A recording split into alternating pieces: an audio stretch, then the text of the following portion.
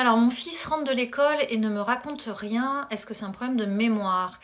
Alors, je sais pas quel âge a ton fils. En tout cas, moi, ce que j'ai pu observer au travers de mes enfants et des enfants que j'ai reçus en séance, c'est qu'il y en a pour certains qui ne souhaitaient pas en fait qu'on leur pose la question en sortant de l'école, parce qu'ils peuvent être pleins d'émotions, parce que c'est pas le moment pour eux. Hein. C'est comme nous en fait, les adultes. Hein. Il y a des moments où on n'a pas envie en fait de raconter.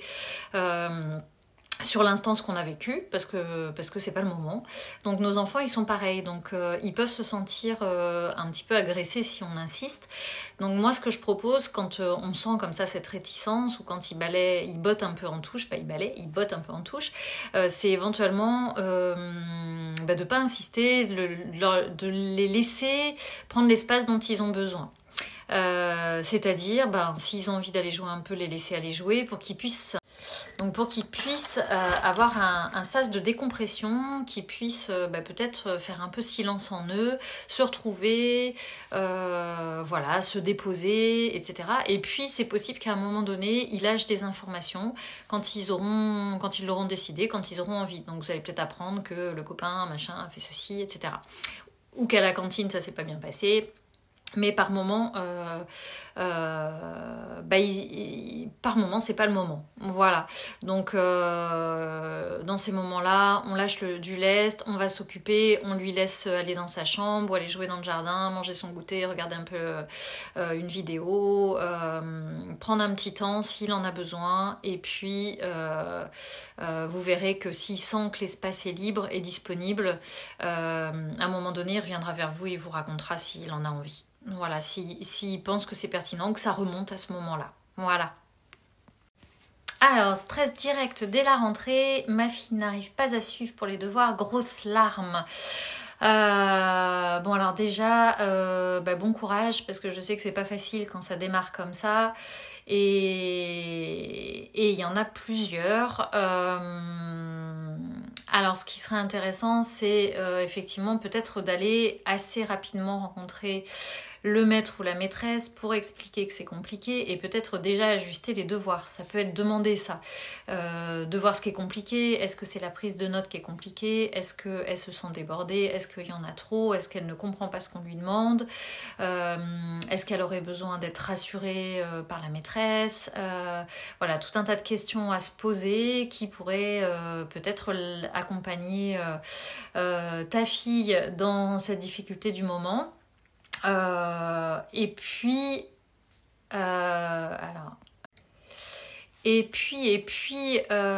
sais qu'en tant que parent, c'est aussi intéressant d'aller voir l'importance qu'on met sur les devoirs. Ça s'appelle devoir hein, quand même, je sais que j'en ai souvent parlé, mais devoir, le mot, c'est quand même c'est une obligation, hein, donc ça porte cette signification sous-jacente. Donc c'est intéressant aussi en tant que parent de voir quelle position on a par rapport à ça. Est-ce que c'est essentiel pour nous? Est-ce qu'on parle beaucoup des devoirs? Est-ce que ça a pris une place essentielle dans notre quotidien? Est-ce qu'on arrive à le mettre de côté et vraiment à parler d'autre chose? Est-ce qu'on fait du chantage autour des devoirs? Est-ce que vous arrivez à amener une forme de ludique autour des devoirs?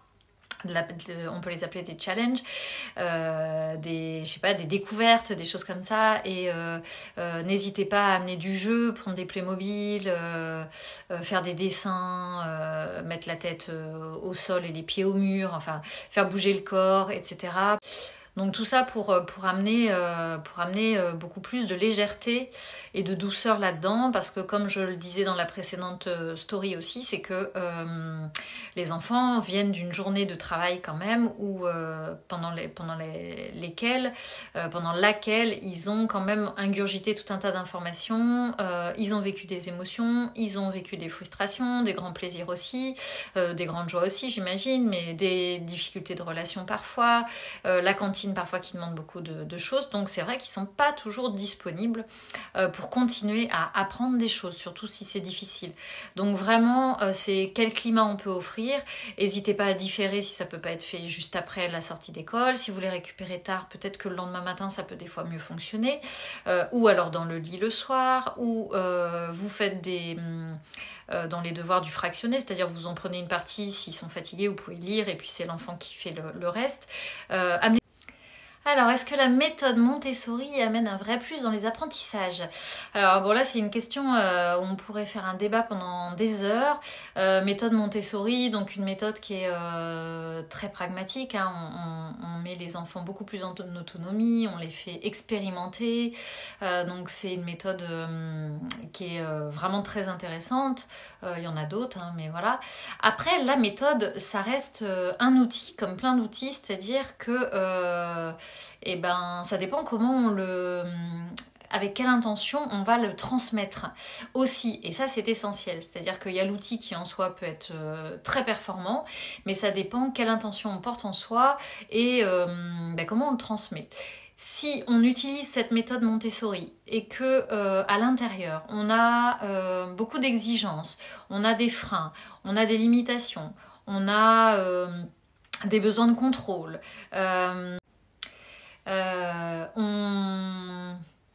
on a des peurs sous-jacentes, on exige un besoin de réussite.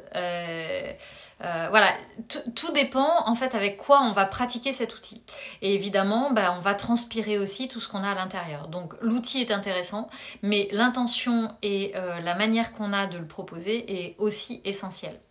Moi je sais que par expérience j'ai rencontré des instituts qui étaient avec des méthodes plutôt traditionnelles, mais qui avaient aussi cet espace d'ouverture, d'accompagnement des enfants dans l'individualité, regarder l'enfant dans son unique, etc. Ce qui fait que ça a énormément porté les enfants. Et puis j'ai rencontré des instituts qui avaient la méthode Montessori, mais qui avaient des exigences très très importantes, qui refusaient d'une certaine manière la différence aussi, et ce qui fait que la méthode était pas si performante que ça. Alors évidemment, on pourrait ouvrir à tous les domaines, hein, l'éducation, etc. Je pourrais évoquer les éducations bienveillantes, non violentes. Tout dépend, c'est toujours pareil. Il y a énormément de choses hyper intéressantes dans tous ces mouvements-là. Évidemment que de laisser une place à l'enfant, c'est essentiel. Mais c'est toujours avec quelle intention on porte ça. Est-ce qu'on est vraiment aussi à l'écoute de soi à l'intérieur? Si on est dans la bienveillance avec son enfant, mais qu'à l'intérieur ça crie la colère, le message va être d'une certaine manière, distordu, voilà. Et les enfants, ils se connectent à quoi? Ils se connectent à l'énergie, hein. Ils entendent en fait le non-verbal, ils entendent le non-visible. Donc c'est pour ça que parfois on a des enfants, on a beau leur laisser l'espace, leur demander d'exprimer, etc. Et eux, ils sont dans autre chose, parce qu'ils se connectent aussi à ce qu'on a profondément en soi. En tout cas, ce que j'ai pu observer, c'est que les enfants aiment expérimenter, aiment toucher, aiment prendre avec leurs mains, transformer les choses. Mais c'est pareil, ça dépend des enfants. Il y a des enfants qui aiment le système aussi scolaire, aiment répéter des exercices, aiment des questions-réponses, aiment des exercices à trous.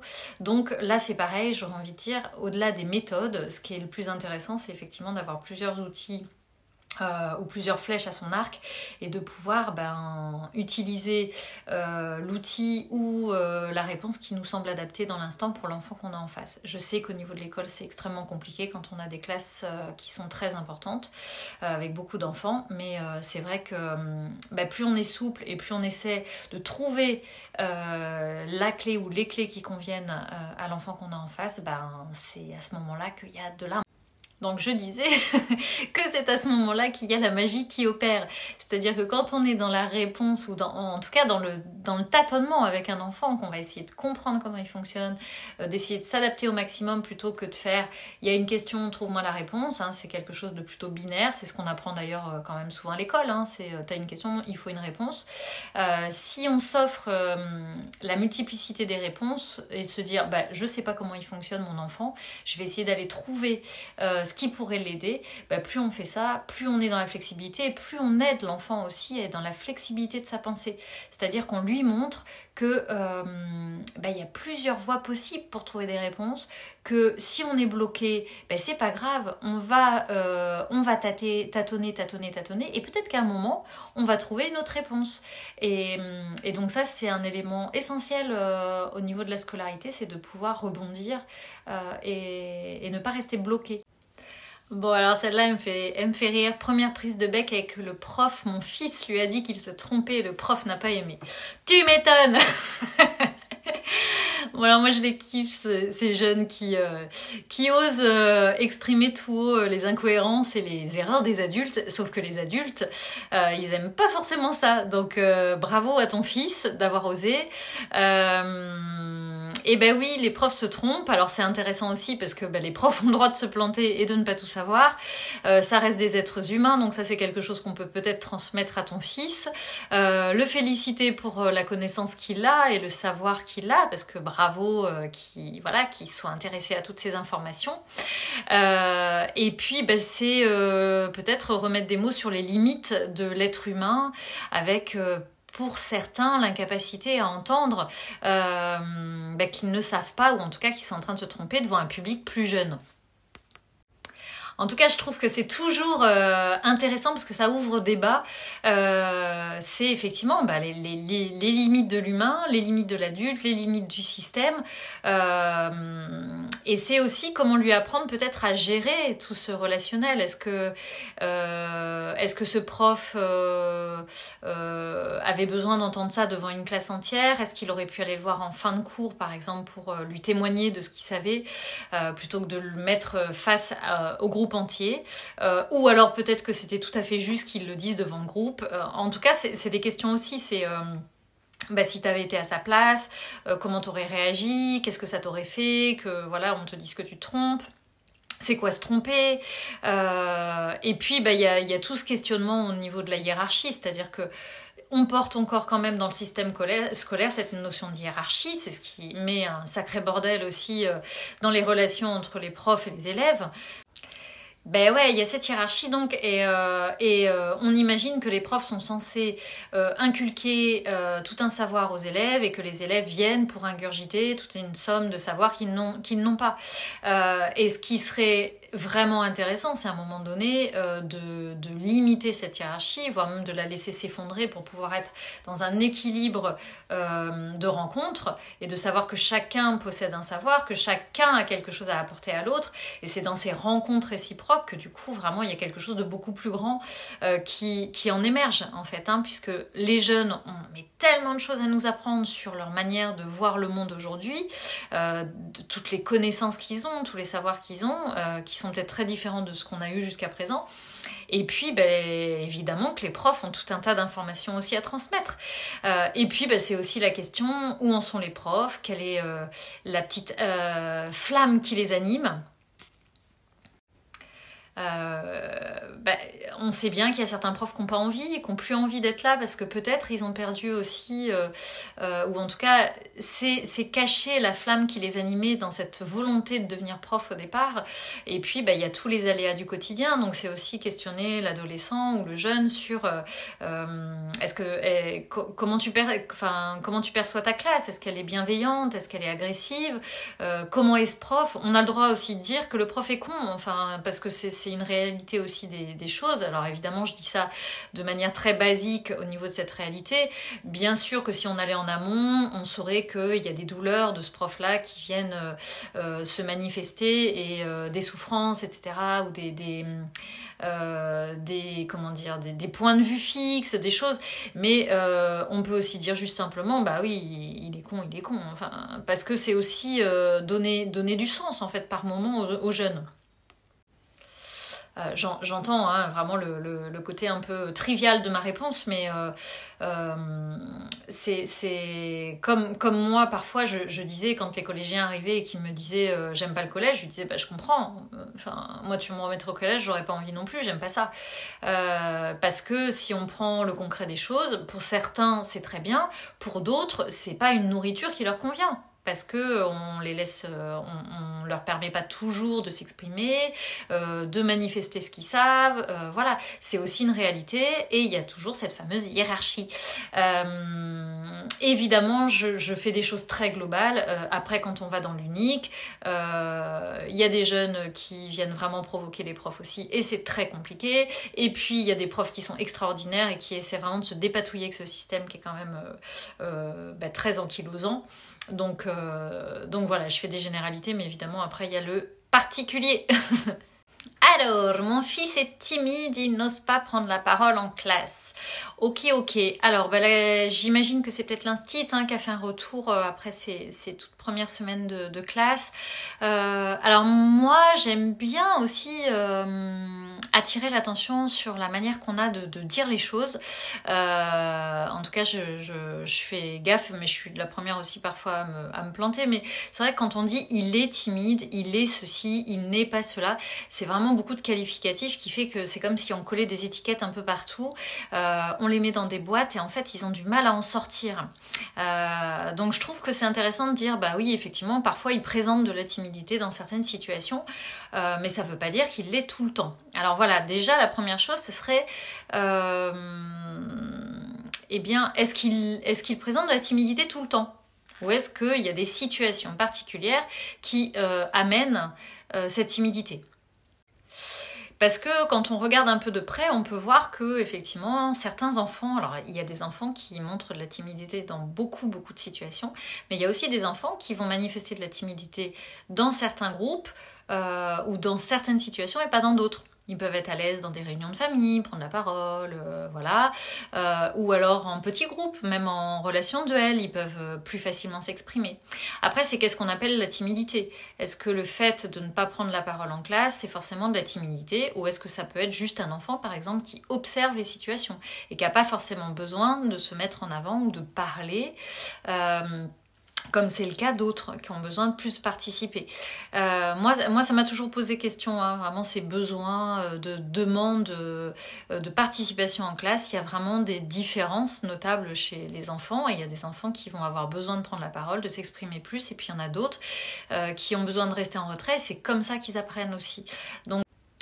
Donc c'est toujours cet équilibre à trouver entre effectivement comment on peut amener les enfants à se dépasser, à expérimenter des nouvelles choses, des nouvelles situations, mais en même temps en respectant aussi les êtres qui sont. C'est vrai que moi je fais de la numérologie vibratoire et on peut voir à partir de la date de naissance qu'il y a des enfants ou nous adultes qui vont expérimenter des choses spécifiques. Donc il y en a qui vont avoir besoin, par exemple si on a du 1, il y a besoin de se mettre en avant beaucoup plus, il y a besoin d'affirmer sa personnalité, alors qu'il va y avoir d'autres nombres ou d'autres chiffres qui sont présents dans la numérologie qui ne demandent pas forcément ces aspects-là. Voilà, donc c'est est-ce qu'on peut déjà enlever les étiquettes et puis toujours aller questionner l'enfant sur comment il se sent en classe. Est-ce que c'est vraiment de la timidité ou est-ce que c'est parce qu'il n'a pas envie? Peut-être qu'il n'est pas du tout intéressé par le truc et que du coup il n'a rien à en dire. Peut-être qu'il s'ennuie, peut-être qu'il a des choses qui le préoccupent. Voilà, il y a tellement...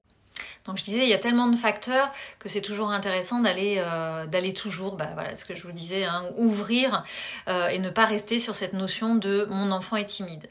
Après, si vraiment il y a des peurs liées à la prise de parole, qu'il aimerait mais qu'il n'y arrive pas, par exemple, on peut aller lancer des petits challenges.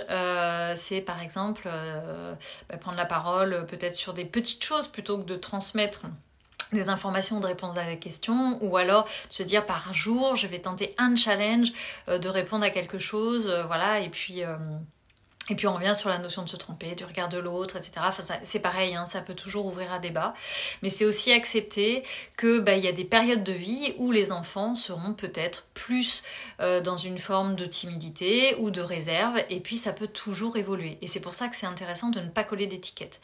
Il y a combien d'adultes qui n'arrivent pas encore à monter sur scène pour prendre la parole? On est tous pareils. Questionnons-nous. Oh là là, c'est vachement dur à dire ça. Enfin, on n'a qu'à se questionner sur est-ce qu'on est à l'aise, nous, pour prendre la parole en public? Est-ce que c'est facile pour nous devant un groupe? Est-ce que c'est aisé? Est-ce que... Voilà. Et nous, adultes, nos enfants, ils fonctionnent pareil. C'est-à-dire qu'il y a des espaces où ils vont être plus à l'aise, d'autres où ça va être compliqué. Il y a des personnalités qui nous mettent plus à l'aise que d'autres. Il y a des moments où on a envie de participer, d'autres où on n'a pas envie. Nos enfants, ils fonctionnent pareil. Donc, voilà. Tout ça, c'est à relativiser, à amener de la souplesse et puis à éviter comme ça tous ces qualificatifs qui enferment parce que s'il y a de la timidité, c'est comme les deux facettes d'une même pièce. S'il y a le côté timide qui se monte, on peut imaginer qu'il y a l'autre côté qui est, alors je sais pas quel qualificatif on pourrait utiliser, mais en tout cas l'inverse, l'exubérance, enfin je sais pas, la facilité d'expression qui est là aussi, mais pour l'instant qui est dans l'ombre.